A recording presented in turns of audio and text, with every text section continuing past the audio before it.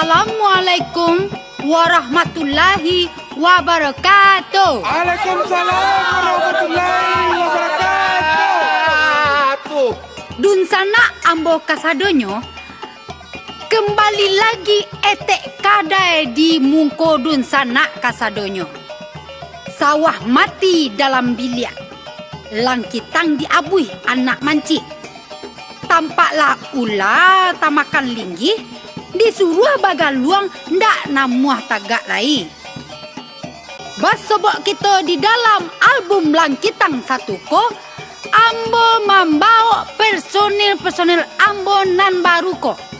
Kini ko, ambo perkenalan tuak dun sana kasadonyo, ikonyo urang, kok ma ambui saluang adua lae ko inyo yo jo muncuang sajo.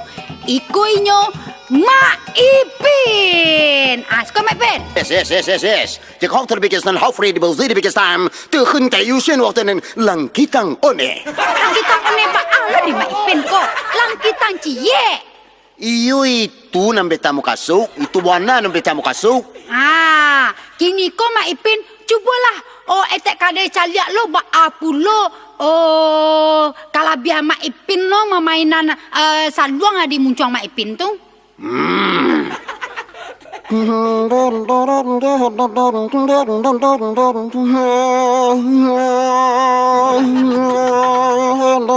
Alimbe mati bakain kapan dibawa orang ke Batawi. Matinya bagai kone toko jolat yang kapak main.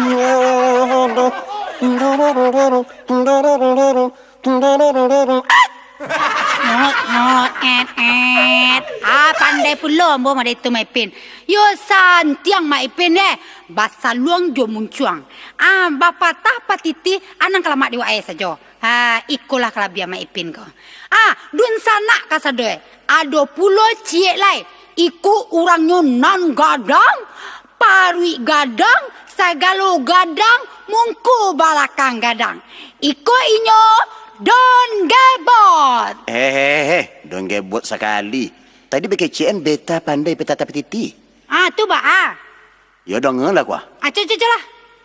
Rambui barambui pacar tigo. Gajah begadang kabau mati dalam tanah. Kasiak mangkuk kebasan dua kambiang juga di belakang. Bunyikan diang. Kecik kucing. Citu bana atau mangkuk karabah. Ma oyak jodon gebot. Di situ tek kadai mangkuk keberang. Tuwi bana nama lokok jelah diang dari. Oi. Baki cenjawi kabau ba alam mo tadi ko. Lelo Mipin. Saja le kurang. Indah itu kan kutu mati dalam tanah. Hiasan lidah saja. Aduh sana. Jadi dengan Mipin tu, inyo sa kete dalang. Iko mo sana don gebot. Suko main jo tipi maremon. Kini ambo balik kete kadai li. Ambo sekete sa sana. Ya. Itu inyo daun gebot nan tadi sagalo gadang, sagalo bungkak. Bungkak, tahu kan?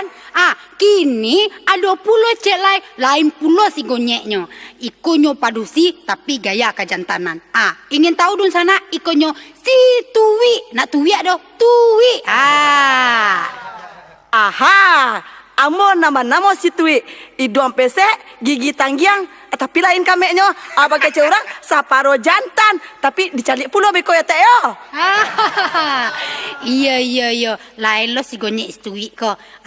Kini ko ada surang lain pulo. Di kecam padu sindak. Kok rambi yo panjang. Kok babadak tak babana. Siai konyo caliak dulu.